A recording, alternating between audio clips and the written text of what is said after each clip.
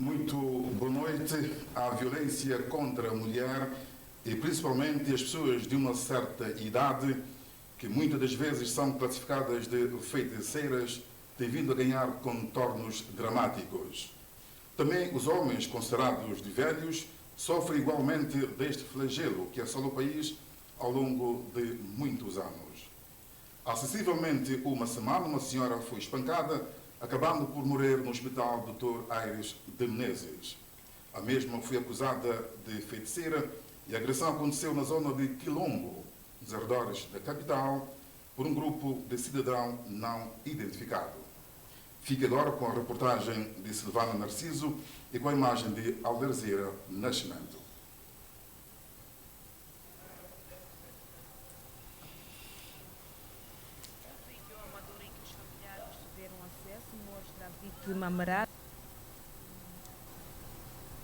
Nos pés, perto de um poste na entrada principal da escola 12 de julho. Mais uma vez, o estigma da feitiçaria custou a vida de uma mulher de 57 anos que, segundo os familiares, padecia de problemas mentais. Eles agrediram-me porque chamam de feiticeira. E isso é que me revolta, porque isto eu estou farta de ouvir na televisão e as pessoas que chamam de feiticeiras, chamam de bruxas, matam. Infelizmente, no nosso país não tem condições para guardar pessoas dementes, porque ela é demente e tem problemas de epilepsia. É o único mal dela. Outro é ser pobre, porque em São Tomé não se vê chamar de bruxa ou feiticeira a família de rico. A Mena não é uma doente qualquer, era uma doente especial e todo mundo sabe, nós temos papel. Quando a América dela tomou conhecimento do que fizeram com ela, logo que falou o nome, ela disse: essa é minha doente. Mas aqui na rua chamam ela de feiticeira, ela não mete, só que ela fala com as pessoas. E aquele dia levei almoço e jantar, disse: Mena, não sai. O incidente aconteceu aos poucos metros das instalações dos serviços de proteção civil e bombeiros, fato que deixa os familiares ainda mais indignados. Foi espancada até a morte. E nós, mas como assim? O que aconteceu? Então nós fomos imediatamente para o hospital disse-nos a nós que nós devemos contactar a Polícia Judiciária. Fomos à Polícia Judiciária, que não tinha conhecimento algum. A Polícia Judiciária disse: então vão os bombeiros e vão à polícia. Nós fomos à Polícia Nacional, a Polícia Nacional mandou-nos para os bombeiros. Não eu, foram os meus primos é que foram para os bombeiros. Os bombeiros disseram que sim, que viram passar. Nós vimos essa confusão, isso foi-me dito pelo meu primo, que falou com os bombeiros, que nós vimos passar a confusão, mas nós deixámos passar porque não pensámos que fosse coisa grave, foi o que eu percebi. Mas eu pergunto, coisa grave ou menos grave, os bombeiros são uma força. Se o bombeiro é uma força, vê uma mulher indefesa no meio de gente agressiva, deviam dar assistência. Neste segundo vídeo, mostra a vítima já ser socorrida pelos elementos do corpo dos bombeiros. A Mena não é só por ser, ela era demente. Pegaram nela, agrediram, massacraram, mataram a Mena, assassinaram barbaramente. Partiram-lhe o braço, partiram a perna, cortaram-lhe, bateram, agrediram e, como se não bastasse, em pleno coração da capital, a 100 e tal metros dos bombeiros, pegaram nela, amarraram um poste. Há um vídeo que eu entreguei aqui à TVS. Se nós escutarmos o vídeo, nós ouvimos as pessoas lá rirem, o que eu, sinceramente, eu tenho pena destas pessoas que estavam ali a assistirem, a tirarem o corpo e a se rirem. Uma das irmãs diz que a vítima deu entrada no Hospital Central como corpo não identificado. Alguém que reconheceu o corpo, que deu a entrada como morta desconhecida, quer dizer, sem família, é que até disse: não liga a ela, porque ela está em defesa, porque ela perdeu o marido agora, e perdeu o filho, e, para dizer a verdade, meu coração está despedaçado. Entretanto, os familiares apelam pela justiça e que os supostos infratores sejam punidos. Vocês mataram uma pessoa humilde, uma pessoa de uma família humilde, que não faz mal a ninguém. Ela só tem a pouca sorte de ter nascido e a viver num país onde, infelizmente, os dementes não têm assistência. Mas pronto, o que eu quero é que haja justiça. Nós temos que saber quem matou barbaramente, quem assassinou a Filomena Matos barbaramente. Nós queremos isso só. Nós entramos em contato com as entidades, dizem que estão a fazer investigação. Eu quero justiça da minha irmã. Justiça, porque eu acho que tudo está claro. Está tudo claro. Então cabe cada um fazer o seu papel. Se nós não tomarmos essa decisão aqui, cada um fazer seu papel, sem medo, porque é primo de fulano, filho de fulano, Santo Tomé não vai para frente. Não vai para frente. Porque não sei o que tem que ir lá fazer investigação. Uma doente mental acusada de feitiçaria, espancada até a morte nas ruas do bairro Quilombo por pessoas ainda por identificar.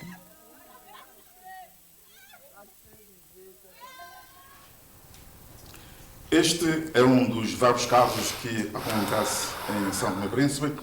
E para debater sobre a violência contra a mulher, encontram-se nos estúdios Sônia Carvalho, que é diretora do Centro de Aconselhamento, Sônia Afonso, que é diretora do Centro de Aconselhamento contra a Violência Doméstica. Ao seu lado está o comissário João Pedro Cravite, em representação da Polícia Nacional, e do outro lado encontra-se Georgina Rodrigues, que é a diretora dos Cuidados Humanos, diretora dos Cuidados e Direitos Humanos do Ministério da Justiça, Administração Pública e Direitos Humanos. E por último temos a Wanda Candé, que é mestre em Sociologia do Ministério da Juventude e Desporto. A todas e todo muito boa noite por terem aceito esse nosso convite. Vou começar pela diretora do Centro de Aconselhamento contra a Violência Doméstica, Sônia Afonso. Este caso que nós vimos na reportagem ilustra um dos muitos casos que o Centro tem conhecimento. Boa noite, Sr. Diretor.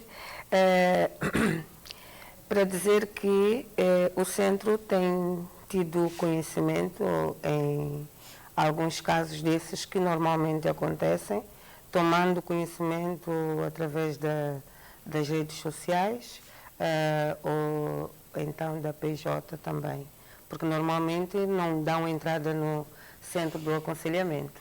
Então, tomamos sempre conhecimento através das redes e também da Polícia Judiciária que nos informa. Esse tomar conhecimento são muitos casos que acontecem? Pelo menos ao nível deste ano, chega a ser o terceiro caso nesta situação, com a questão do feitiçarismo. Sim. E depois de tomar conhecimento, há uma instância que é recorrida, que é o caso da Polícia Nacional. Exatamente. E o Sr. Comissário, depois de tomar conhecimento, viu essa reportagem. Qual é a informação que a Polícia tem acerca deste assunto? Antes de mais, boa noite a todos, telespectadores, os convidados aqui presentes. Antes de mais, agradecer pelo convite que foi formulado à Polícia Nacional, também para reiterar votos de continuação de boas festas e que 2024 seja um ano próspero para todos. No que toca à questão, a Polícia Nacional tomou conhecimento do facto, através do Comando Distrital de Água Grande, onde a intervenção foi no sentido de, juntamente com a Polícia Judiciária, garantir que as diligências estavam a ser cumpridas, porque como nós vimos, depois houve uma intervenção dos bombeiros.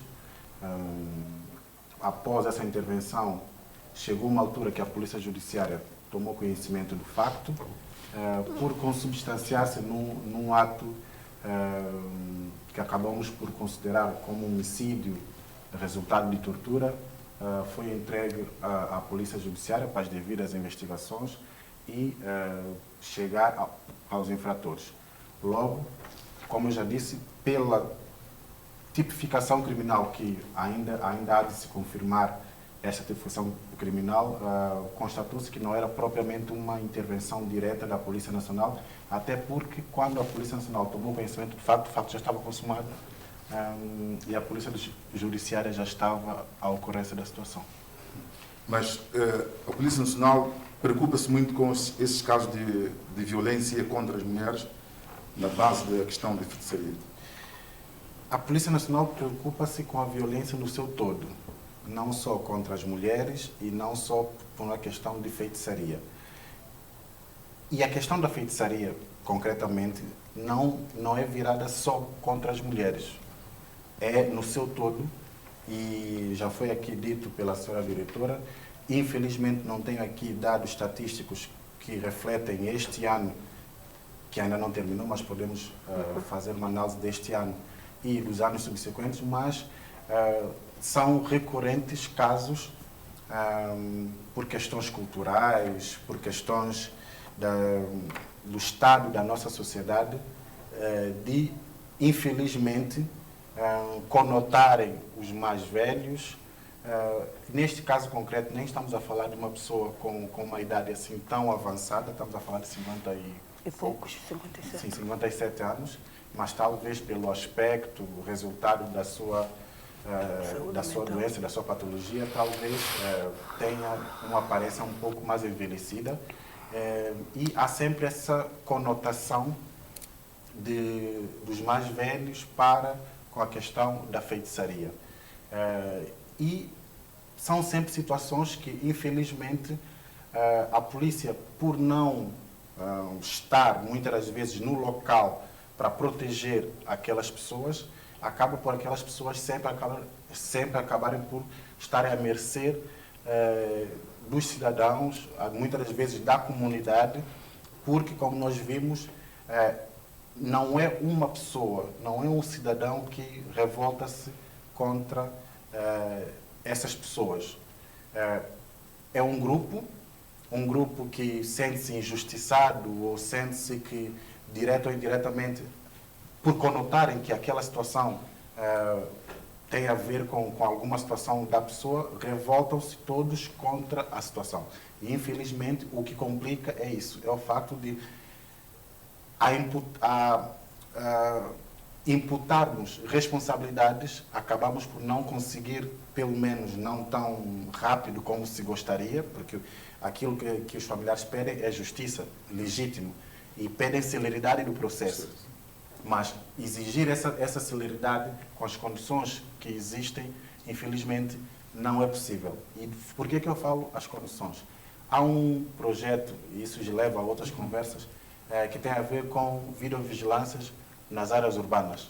Se nós tivéssemos já isso em funcionamento... O chamado Projeto Zulo?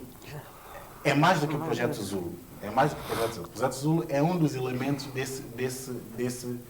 desse grande projeto, mas que tem a ver com o Centro de Comando e Controle que nós já montamos, mas que ainda temos passos a dar. Se nós tivéssemos essas câmeras, facilmente nós conseguiríamos identificar quem praticou esse fato.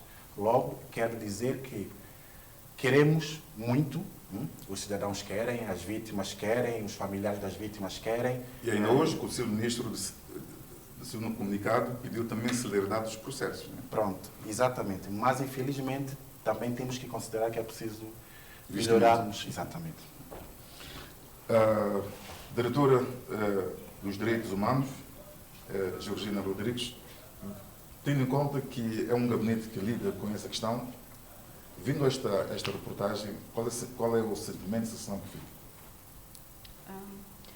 Boa noite, caro jornalista, senhor diretor. Boa noite aos telespectadores da TVS.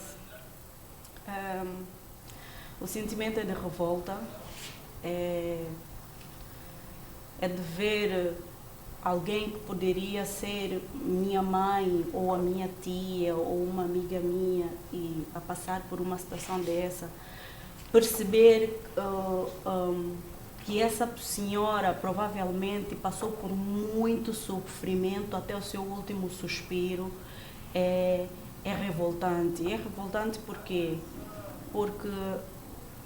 eu ouvi no comunicado que ainda não tem suspeitos nem sobre custódia, nem sobre investigação. Mas, normalmente, essas ações são desencadeadas por grupos, nunca feita por uma pessoa só. Tem sempre pessoas a assistirem. Então, ver isso e perceber que ninguém teve a coragem de denunciar esse acontecimento, de denunciar os seus autores, ainda que tentasse alegar que não participou e que teve medo de intervir na hora, por medo de represália e etc. Mas o fato de ninguém ter denunciado até agora é muito grave, porque é a questão de nós estarmos a ser coniventes com essas práticas extremamente nocivas para a nossa sociedade. Então, se nós formos considerar que qualquer pessoa que passe por uma situação dessa, hoje, e ninguém é capaz de denunciar, amanhã, se acontecer com a nossa família, aí sim nos sentiremos revoltados e exigiremos justiça e etc. É bom que as pessoas comecem a perceber que a desgraça não acontece só na casa do vizinho, que pode acontecer na nossa casa. Todos nós estamos sujeitos, temos mães, temos avós, temos tias, temos amigos, temos senhoras da nossa infância, que nós crescemos, até brincávamos, provocávamos na estrada. Então, indiretamente ou diretamente, todos nós conhecemos uma pessoa idosa que pode estar sujeita a um ato bárbaro dessa natureza. Então, é importante que alguém faça alguma coisa, que alguém denuncie, porque até agora, passado uma semana, não temos suspeitos, não temos ninguém sobre custódia, não temos ninguém sobre investigação. Nós não queremos ouvir isso. Nós queremos ver ações. Ações porque trata-se de uma vida humana que foi tirada dessa forma bárbara. Então é importante que as pessoas comecem a prestar atenção nesse aspecto. Muito obrigado. Antes de nós passarmos para medidas que devem ser tomadas para atenuar esse fenómeno do incêndio do príncipe, vou para a mestra em Sociologia, que é Wanda Candé, porque esse fenómeno de feitiçaria ali tem a ver com que Sociologia poderemos ter nesse aspecto, tendo em conta que é um flagelo que está em São Tomé e Príncipe. Primeiramente, boa noite, caro diretor, boa noite, ilustres convidados, e boa noite a todos lá em casa que estão nos assistir. Em questão da feitiçaria, a feitiçaria, né, o conceito não é que ele só se dá aqui em São Tomé. Nós podemos ver através de marcos históricos, mesmo a partir do século XVIII, século XIX, século XX, já havia questões de feitiçaria, já colocavam as mulheres, né, nos países europeus ocidentais, as mulheres levavam as mulheres para fogueiras, independentemente de suspeitas, se tem uma verruga, se tem algo. Então, esse ato de feitiçaria não é algo único, santomense, digamos assim, não é o único lugar que a gente possa ver esse tipo de estereótipo. Eu acredito que a questão feitiçaria, como ela se configura, né, como ela é percebível por muitas vezes pelas pessoas santomenses, ela é um pouco diferenciada, digamos assim, porque nós associamos, muitas das vezes as pessoas associam a feitiçaria às pessoas na terceira idade, às pessoas idosas. É necessário também reforçar que, independentemente do gênero, tanto homens como mulheres também podem ser acusados pelo termo feitiçaria. Entretanto, muitas das vezes nós podemos ver que isso abarca mais ao gênero feminino. E é necessário ter essa percepção que quem são essas pessoas que são denominadas que praticam atos de feitiçaria. Então, muitas das vezes, né, nós podemos ver de acordo com a estatística mesmo, são pessoas vulneráveis, mulheres. Sim, consideradas pessoas pobres. Né? Sim, pobres, e que estão na extrema pobreza. Por quê? Muitas das vezes é aquela pessoa pobre, mas que tem uma família que possa salvaguardar a sua vida. Salvaguardar como assim? Salvaguardar no sentido de proteger, dar o alimento, ela não ter necessidade de procurar os alimentos, ser uma pedinte ou estar na extrema pobreza, ter os filhos que possam ver por ela. Nós vimos que as pessoas elas estão mais seguras, mas muitas das vezes aquelas pessoas que não têm nenhum respaldo financeiro ou não têm familiares que possam protegê-la, elas são mais suscetíveis à denominação de feitiçaria. E como evitar esse processo? Como evitar esse processo? É uma pergunta muito pertinente, porque eu acredito que isso vai a partir de uma conscientização e de uma sensibilização social mesmo. E a nível, não só a nível da juventude, mas mesmo a nível mesmo infantil. Ou seja, investir nas crianças, investir nos jovens, no meio acadêmico, nas escolas, a importância da velhice. Porque nós somos seres geracionais. Então, hoje nós estamos na infância, amanhã nós estamos na adolescência, depois vamos adulto e depois vamos chegar à velhice. Todos nós, se não morrermos, vamos chegar à velhice. Então, é algo que todos nós temos que chegar. É preciso ter essa conscientização, essa sensibilização da valorização do idoso.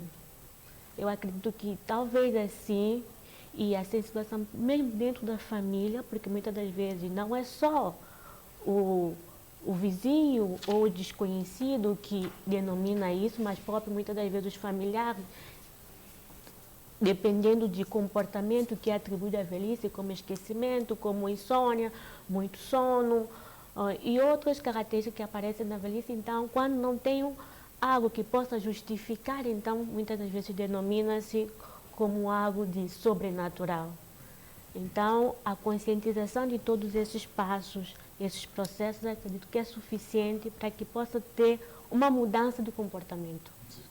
Okay. Agora, tendo em conta, temos agora a ver a questão de como a gente conseguir acabar com esta violência contra mulheres, principalmente as idosas. Quais são as medidas que devem ser tomadas no sentido de colmatar a situação? É a pergunta que deixo à senhora diretora dos Direitos Humanos. Em termos legislativos, nós temos um acervo muito grande que pode ajudar a pôr cobro a essas situações. Desde a nossa Constituição, temos o artigo 15 do princípio da igualdade, temos o artigo 22, o direito à vida, o artigo 23, o direito à integridade física, temos o artigo 26, que reflete, no fundo, também a questão de igualdade entre os cônjuges. Temos o artigo 54, que fala sobre pessoas de terceira idade. Recentemente, o país ratificou um protocolo, que é um protocolo, a Carta Africana dos Direitos Humanos e dos Povos, relativo a idosos em África. E no artigo 8º deste protocolo, é muito explícita essa questão.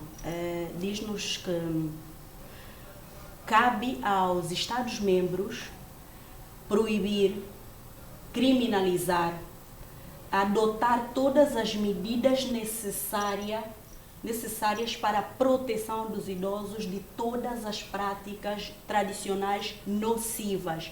E eles especificam, incluindo a questão da prática de feitiçaria. Então, além desse protocolo, nós temos a Declaração Universal dos Direitos Humanos, temos a Convenção para a Eliminação de todas as formas de discriminação contra a mulher, CEDAW, temos o protocolo contra a tortura, temos um conjunto, o Código Penal, não nos concede, aliás, proíbe a justiça privada, salvo casos de exclusão da ilicitude, que são casos bem descritos, bem claros, como a questão do estado de necessidade, legítima defesa, ação direta. Então, são coisas que claramente estão muito bem acauteladas. A lei da violência doméstica, já invadindo um pouco a esfera da minha colega. No seu artigo 6º, se não me engano, há uma frase que define tudo isso. A violência doméstica consiste na violação de direitos humanos. Ou seja, em termos de acervos legislativos, instituições e etc., temos polícias. Então, nós temos instrumentos O que falta, o que falha um pouco é a questão da aplicabilidade. Então é preciso nós, nesse aspecto, adotarmos uma postura mais ativa, mais campanhas de sensibilização, divulgação sobre todos esses instrumentos que nós temos. Nós temos que começar pelas crianças também, que é muito importante. Nós vemos as crianças discriminarem os mais velhos, mas isso deriva muito da educação que elas recebem dos adultos. Então, se eu vejo o meu pai marginalizar, discriminar um idoso, se eu ouço o meu pai dizer aquela vizinha é feiticeira, se eu vejo o meu pai torturar, ou se o meu pai tortura e filma, e depois porque hoje em dia as crianças têm acesso a tudo. Então, temos que começar também por educar as nossas crianças, incluir no currículo escolar matérias que falem sobre esse assunto, para nós tentarmos incutir nas nossas crianças e nos nossos jovens essas questões todas de proteção. Nós temos os jovens religiosos que desempenham um papel muito importante na nossa sociedade.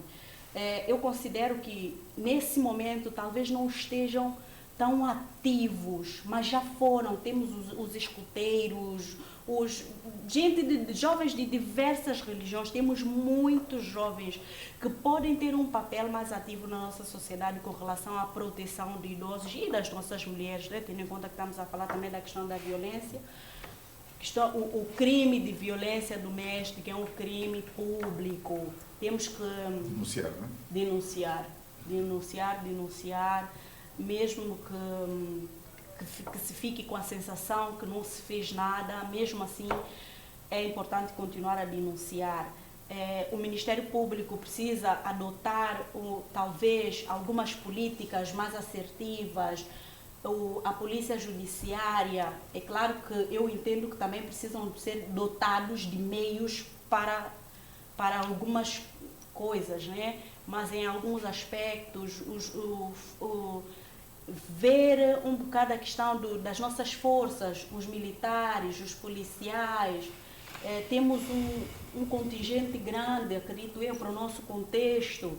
Então, são pessoas que poderiam dar algum contributo, talvez reforçar a questão das rondas pelas ruas e etc., para transmitir um pouco mais de segurança às pessoas. Com relação à justiça, como garantir que essas pessoas, essas vítimas dessa estigmatização, dessas práticas tradicionais extremamente nocivas, tenham acesso à justiça, porque às vezes são pessoas que vivem distante, não querem deslocar-se constantemente, por exemplo, vêm hoje para um expediente no Ministério Público ou no tribunal, mas depois é adiado, e etc. Ou seja, as pessoas não têm defensor público, acabam desistindo muitas vezes do processo, têm a sensação que não são acolhidas, que as reclamações não são ouvidas ou tratadas de alguma forma.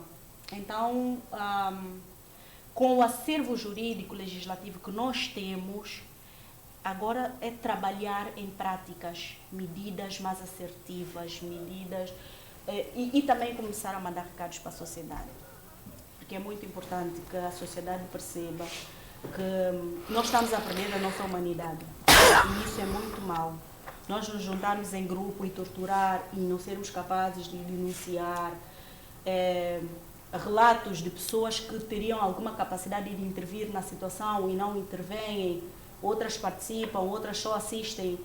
Então, nós, em cada setor, principalmente justiça, defesa, educação, convém que nós tenhamos uma postura muito mais assertiva e que adotemos medidas muito mais sérias e com relação aos tribunais, é preciso haver, sim, esse recado para a sociedade de que estão a trabalhar, de que estão a dar atenção a esses processos, que as vítimas estão a ser ouvidas, porque às vezes nós só queremos ser ouvidos. Às vezes nós estamos a ser acusados de feitiçaria, nós dirigimos a um local que nós entendemos competente para buscar alguma ajuda. E nós queremos ter a sensação que realmente o nosso pedido foi levado em consideração. Então, se nós conseguirmos começar a passar essa mensagem, começar a apelar pela humanidade das pessoas, entender que nós antigamente as mães saíam, deixavam as crianças com as vizinhas idosas, nunca teve problema, era seguro, era tranquilo. Se nós começarmos a entender isso, começarmos a passar essas mensagens à sociedade, talvez consigamos algumas mudanças, porque o Estado de Santo Tomé não concorda com justiça privada. Ok, então, diretor, medidas que poderão ser tomadas, falou a diretora dos direitos humanos que existem muitos acelos jurídicos e não só. O que é que falta de fato que esses fenómenos não aconteçam em São Tomé? Exato. A diretora dos direitos humanos praticamente acabou por falar na sua totalidade, porque o que falta, como diz a diretora e disse bem, é a praticabilidade. Precisamos de começar a tomar temos uma gama de medidas ali que precisamos começar a implementá-las de maneira a surtir o efeito. E isso é que falta. Isto é que está a faltar. E então, cada dia que passa, a população, a comunidade tem estado a ver que tudo que fazem, mas no fundo não existe nenhuma medida corretiva que faça-os parar ou diminuir pelo menos. Então vão fazendo. Porque temos tudo ali muito escrito, está tudo muito bonito e, ok, o que é que vamos fazer? A verdade é essa, então nós temos que começar a pensar que se nós queremos ter um país para mudar deste paradigma, então temos que começar a implementar aquilo que nós escrevemos, aquilo que está ali delineado. Temos que começar a implementar. Só assim. Queria apontar com quem diria esse? Não, sim, os tribunais? Os tribunais, o Ministério Público, são os que fazem, os que aprovam. Então vamos implementar, se já tem ali. É verdade que precisamos de meios de uma forma generalizada, precisamos de meios, mas esses meios, com o pouco que temos, podemos começar a implementar para que as pessoas que percam, as vítimas, começam a perceber que estamos a fazer alguma coisa por elas. Porque não é fácil alguém que chega ao centro de aconselhamento fazer uma queixa e saber que ela pode vir a sofrer mais tarde, tem uma ameaça de morte, e nós mandarmos um processo e o processo ficar ali. Então, vamos esperar até que algo aconteça? Isto é complicado. É verdade que trabalhamos todos, mas então nós temos que começar a perceber que temos que tornar a coisa mais séria. No fundo, venham e vão. Voltam pela segunda vez. Voltam pela terceira vez. E uma quarta vez pode acontecer o que nós estamos a ver agora acontecer constantemente.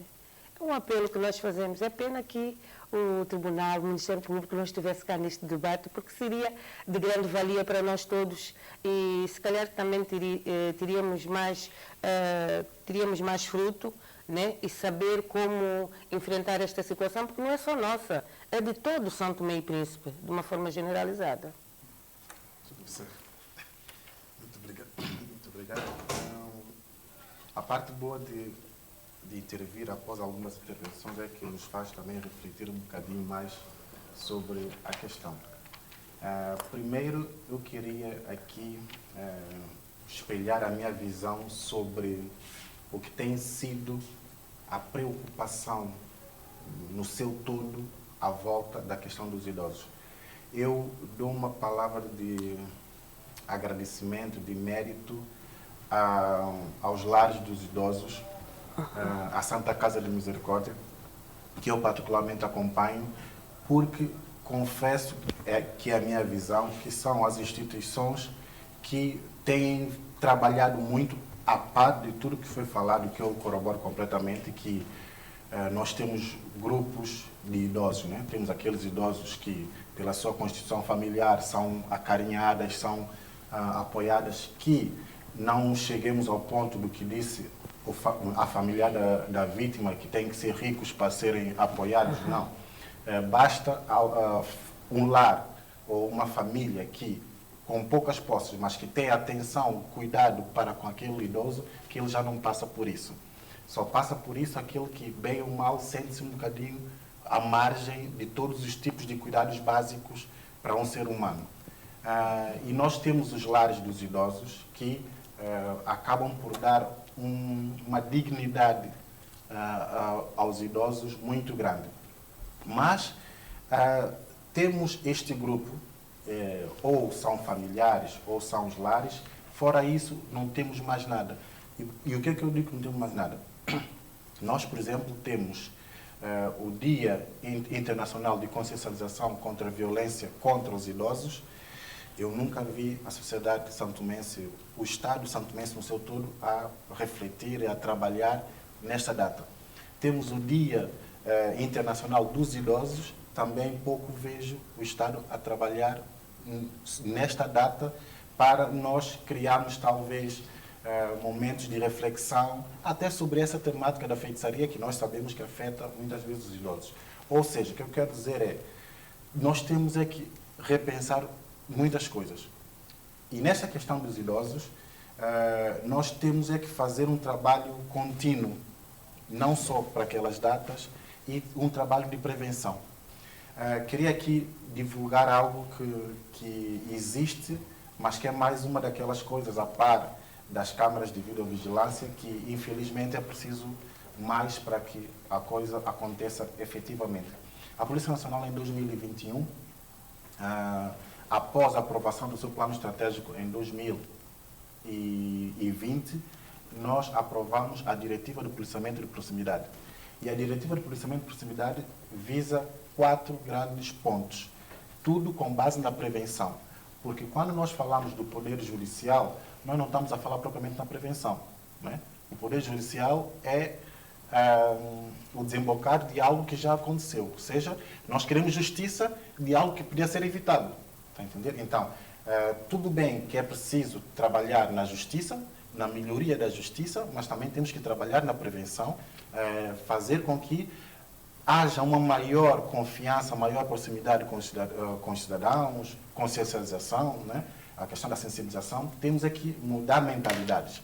E essa mudança de mentalidades é lenta, mas é preciso com um engajamento maior.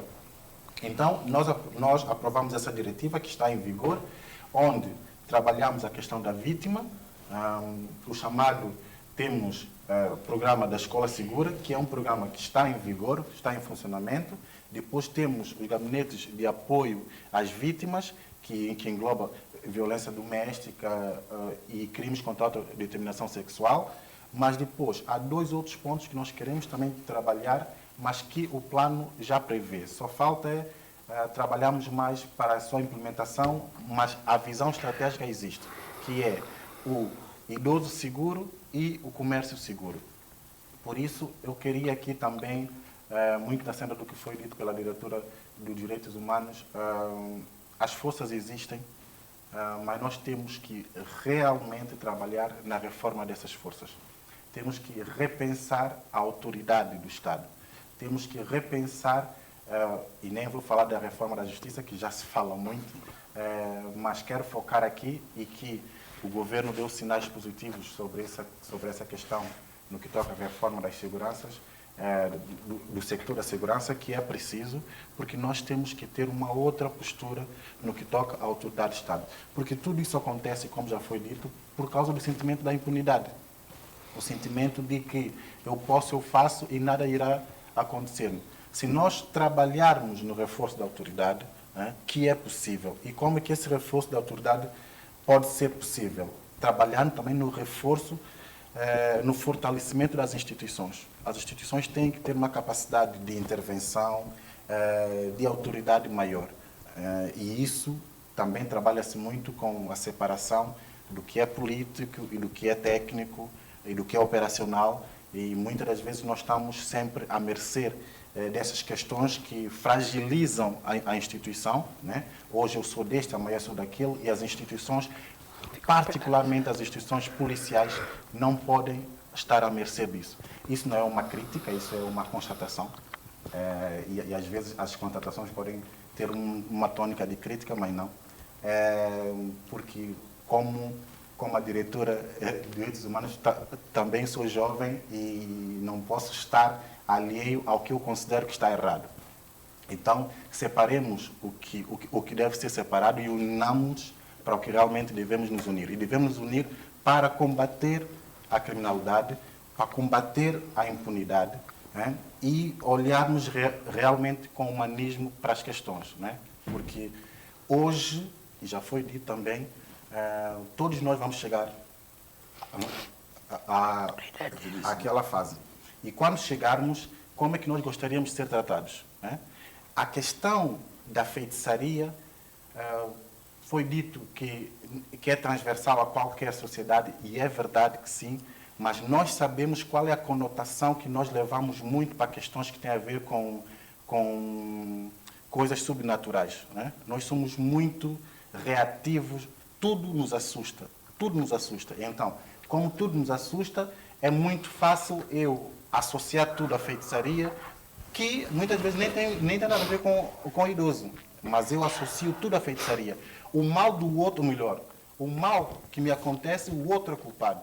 O outro é que fez alguma coisa para que eu fique mal. Se eu tive um acidente, se eu sair daqui agora e tive um acidente, opa, coitado do jovem oficial comissário, cheio de vida para frente, mas tem muita boca, fala demais, pronto, já mandaram ele um fumo, né? Nós associamos tudo a questões de feitiçaria. E, infelizmente, né, essas questões de feitiçaria, depois fazemos sempre essa ponte com os mais idosos. Então, nós temos que acabar com isso, temos que olhar a questão da violência no seu todo com maior preocupação. E, mais uma vez, existe respaldo legal, como já foi dito, existem dias convencionais mundiais sobre essa temática. Não podemos só esperar quando acontece algo desse gênero e que nos alertemos, fiquemos todos agora alarmados para falar sobre questões. Eu lembro-me, por exemplo, da última vez que aconteceu a questão sobre crimes de autodeterminação sexual. Só a partir de um determinado fenômeno realmente que aconteceu social é que passou a tornar-se, onde houve uma alteração do Código Penal específico para crimes contra a autodeterminação sexual, que passou a ser um crime público. Pronto. Então, será que este ato também vai desembocar uma certa reação por parte do Estado? Que seja, né? mais vale tarde do que nunca. Mas a verdade é que nós todos temos que ser mais pragmáticos, mais práticos em ações concretas e que é possível. Basta nós nos unirmos sem questões partidárias, sem questões de politiquices, sem questões de que eu sou mais jovem, eu não posso falar porque eu sou jovem, mas também sou atento, estou nessa sociedade, vivo do que essa sociedade sofre, então vamos refletir todos sobre essas questões. Muito obrigado. Falou muito de educação, as formas de combater esse fenómeno. Como já foi debatido aqui, né, nós podemos ver que tem, a nível de lei, existem leis, que existe lei para poder punir, né? E o que falta é mais severidade, posso dizer assim, né? E também mais divulgação das pessoas que cometeram esses crimes e que as pessoas possam ver que elas foram também, também punidas. E quando eu digo punidas, não quero dizer só que o foco é punição, não. Eu acredito que só a punição não resolve nada. Tem que ter primeiro uma prevenção, que é uma sensibilização, uma conscientização a nível nacional, a nível do país, mas em contrapartida também tem que também ter uma demonstração dos casos que ocorreram e das soluções dos casos, das soluções como esses casos foram terminados, como as pessoas que cometeram esses crimes, eles foram julgados ou foram penalizados e como a família sentiu-se ao ver que realmente teve uma solução durante esse caso. Então, eu acredito que esses processos é suficiente para que possa disseminar também as informações, para que outros também saibam que existem leis. um país existe regras. E quando tem algo que a gente acha que é para além das nossas forças, o que significa algo de feitiçaria? É algo subnatural, algo que eu não consigo explicar. Por exemplo, eu estou doente, eu sonhei que eu estou doente, eu sonhei que uma vizinha me fez algo e eu talvez já fiz análise, não acusou nada, então eu logo associo a minha patologia como algo que alguém fez isso para mim. Então, e quando acontece esses crimes bárbaros, ou não só, que não precisa se terminar na violência brusca, mas qualquer tipo de violência pode ser psicológica, e que, em contrapartida, as pessoas não veem que há uma punição, há uma sensibilização, conscientização sobre isso, então eu também vou fazer. Então, eu acredito que é necessário, sim, reforçar na lei, ver a sua aplicabilidade, entretanto, também investir na prevenção e investir também na disseminação, da divulgação dos casos que acontecem, para que a população em geral possa saber o término desses crimes e também possam salvaguardar também os seus. Então, eu acredito que é isso. Ok, então estamos com o tempo, temos pouco tempo. A diretora, Traços Gerais, é possível esse fenómeno acabar em Santa Imprensa? Sim, ou pelo menos minimizar. E para isso eu gostaria de lançar um apelo muito grande à população em geral, que sejamos mais humanos. Nós não somos assim. Essa não é a nossa característica. Nós assistirmos à violência e nos rirmos dela, de nos calarmos. Nós não somos assim, nós não estamos habituados a viver assim. A sensação é de que o que não acontece conosco, que não nos afeta, pode acontecer com o vizinho e está tudo bem. Mas no dia que acontecer conosco, aí sim vamos pedir justiça, vamos fazer guerras no Facebook, Então, eu quero apelar o seguinte: se vocês têm alguém na família que amam, mãe, avó, seja quem for, quando vocês forem ter uma atitude dessa natureza com alguém, pensem primeiro se não existem pessoas que amam essa pessoa. Essa pessoa que acusam de feitiçaria. Tem gente que ama mesmo assim. Mesmo que ela seja acusada de feitiçaria, provavelmente ela é amada por alguém e alguém há de sentir falta dela.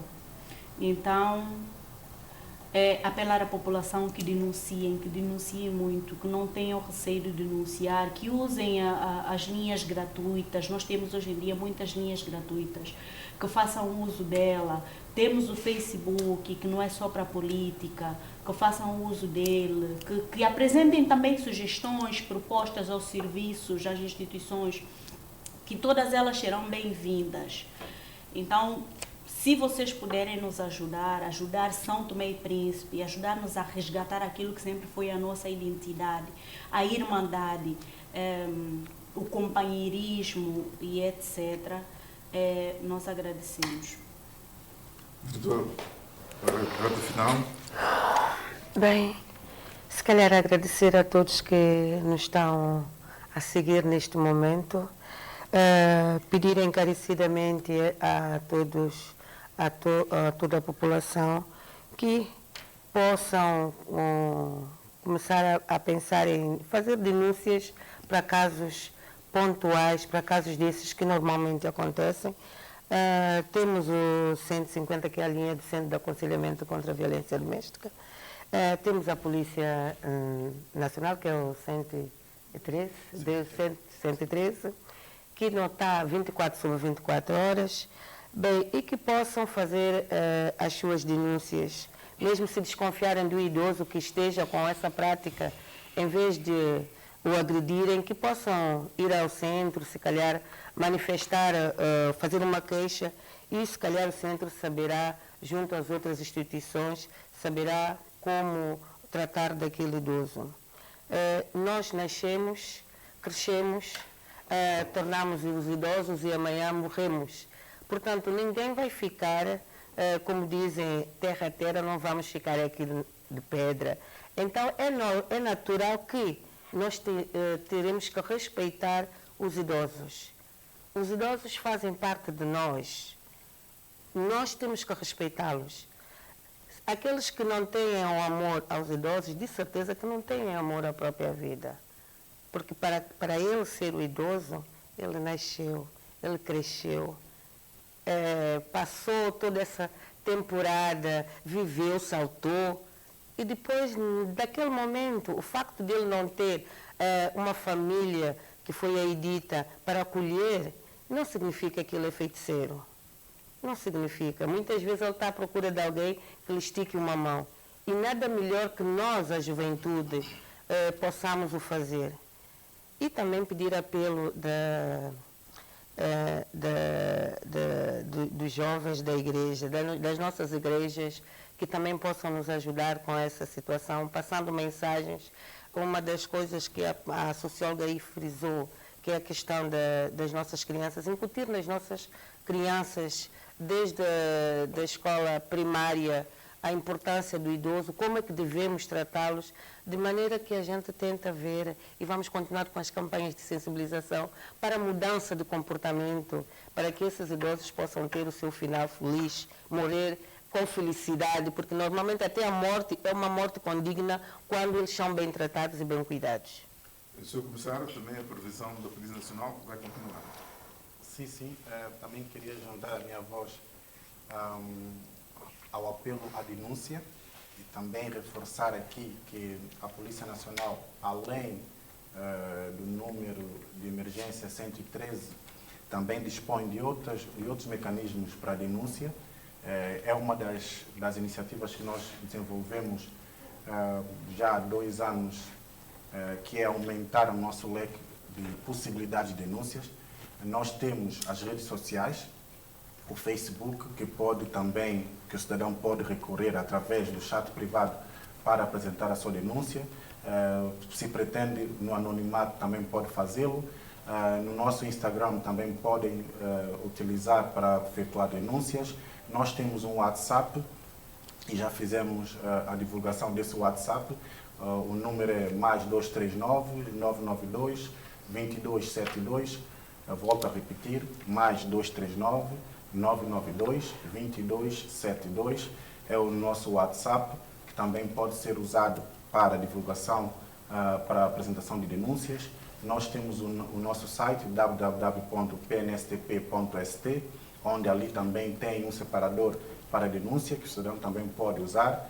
Temos o nosso e-mail institucional geral@pnstp.st, volto a repetir, geral@pnstp.st. Logo, temos N canais de comunicação que o cidadão pode usar para apresentar denúncias, que seja de que tipificação criminal for, para ajudarmos a combater estes flagelos que acontecem e que põem em causa, como já foi dito, né, a nossa santomensidade. Tornamos um povo que acabamos por estamos a nos reconhecer enquanto povo, que não é essa a nossa característica. Por isso, apelo também que nós possamos olhar para a questão das instituições, para a necessidade de como nós estamos fazer melhorias, né? Esse é mais um apelo enquanto cidadão, que nós temos que endurecer as instituições, melhorar as capacidades. Temos projetos em carteira que devem ser avançados. A questão das câmaras de videovigilância, a questão do Zulo, já tive a oportunidade de estar aqui neste canal para falar do nosso sistema integrado de informação policial. São mecanismos que irá facilitar muito, mas também não quero aqui deixar asa só para a nossa sardinha, para a Polícia Nacional. A Polícia Judiciária também precisa muito de uma endurance, de uma aposta em termos de melhoria das condições, por isso é necessário, porque volto e eu friso muito nisso, nos níveis da justiça, né, da busca pela verdade material, existem aqui vários níveis. E o nível policial é o primeiro nível para que essa verdade material venha a se concretizar. Logo, a justiça não será bem feita se o Poder Judicial receber provas frágeis, ou se não tiver elementos suficientes para o tribunal, para o juiz poder julgar, decidir exatamente. Então, sem falar que, num julgamento, as provas, ou o que leva o juiz a decidir é o que for produzido ali em sede de julgamento. Provas materiais. Pronto. Então, nós temos é que trabalhar para que este primeiro nível, que é o nível das autoridades policiais, tenham realmente melhores capacidades de fazer o seu trabalho. Volto a dizer, não um trabalho repressivo. O trabalho repressivo, quando tiver que ser, tem que ser e deve ser feito, mas também um trabalho preventivo. Também temos que trabalhar muito nisso, na prevenção. Por isso, mais uma vez, agradecer pelo convite. Muito obrigado. É assim que nós concluímos. Sim, queria falar, sim. Eu gostaria só de pontuar algo que nós deixamos passar, não por querer, mas porque também o assunto está a render. É sobre a questão das pessoas com deficiência mental ou física. Essas pessoas são pessoas indefesas, nós chamamos os grupos vulneráveis.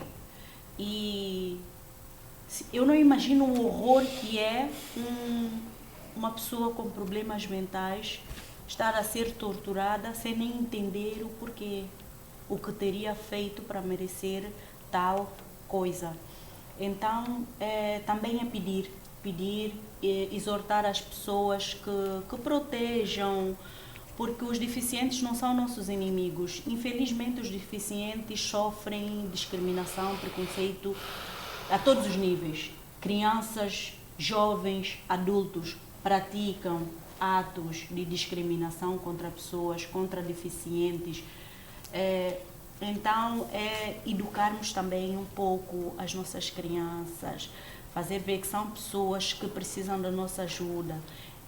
São pessoas que nem sempre foram assim. Algumas já nasceram deficientes, mas outras adquiriram com a vida. Do mesmo jeito que nós hoje estamos considerados bem, a partida não temos uma deficiência tão explícita, amanhã poderemos vir a ter. Hoje ouvimos, falamos, movimentamos os nossos membros, amanhã poderemos não conseguir fazer isso por alguma razão, por alguma fatalidade da vida.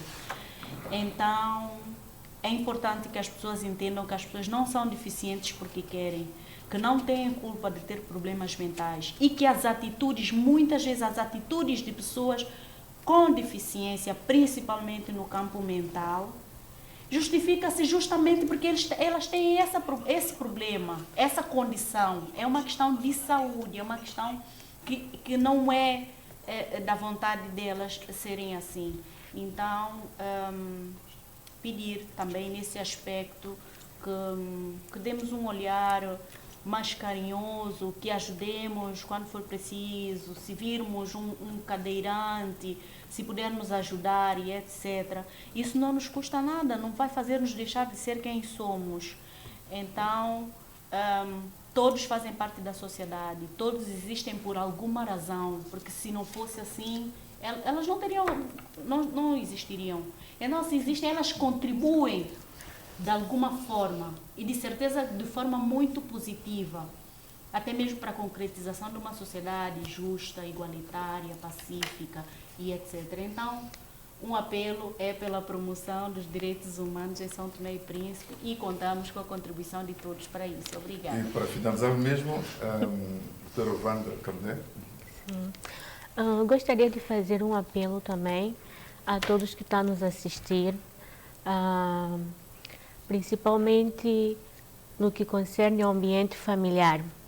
Você que tem a pessoa em sua casa, seu familiar, que já tem uma certa idade, não precisa ser idosa, demonstre amor, carinho, dê atenção, fale com a pessoa, porque em termos de velhice, quando a pessoa chega à fase idosa, muitas das vezes ela tem que lidar com os seus próprios sentimentos, né, que é uma mudança comportamental. Sem falar numa mudança social também, porque as coisas que ela desenvolvia, ela deixa de desenvolver por causa da incapacidade corporal mesmo, vai enfraquecendo.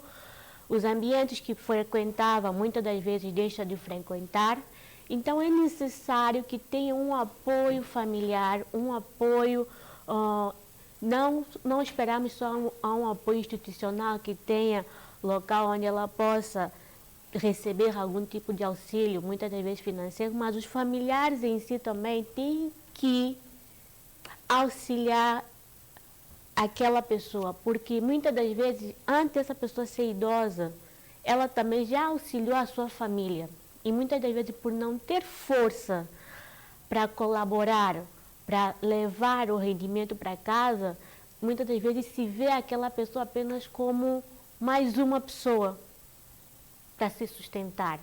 Então, é necessário que a gente apele, que sensibilize para o que estamos a fazer diferente para pessoas idosas.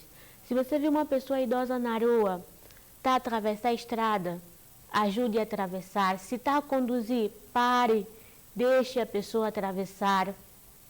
Se está em um lugar público que não tem assentos, está super lotado, a pessoa está em pé, levante, deixe a pessoa sentar. São esses atos humanos que mudam os comportamentos sociais. E se viste em algum momento alguma tentativa de linchamento ou alguma tentativa de combate de violência, denuncie. Não precisa ser uma denúncia que possa identificar, pode ser uma denúncia anônima. Pegue o celular, ligue, olha, aqui tal lugar, dá referência, está acontecendo um ato de violência, porque é uma vida. E muitas das vezes nós não sabemos como são os processos. Então, muitas das vezes a pessoa agora está nessa situação, mas futuramente não se sabe como a gente também vai chegar à nossa velhice. Então, é necessário que cada um faça a sua parte, porque acredito que só esperar que a lei funcione não é suficiente. Então, tem que ter uma colaboração de todos, tanto institucional quanto pessoal também. Então, eu acredito que juntos, a sociedade, somos capazes de diminuir essa estigmativa, esses números de violência, não só contra os idosos, mas também contra a mulher. Então, sim, muito obrigado aos nossos convidados e às nossas convidadas. E ficamos assim com esta conversa sobre a violência contra a mulher. A todos, obrigado. Obrigada. Obrigada.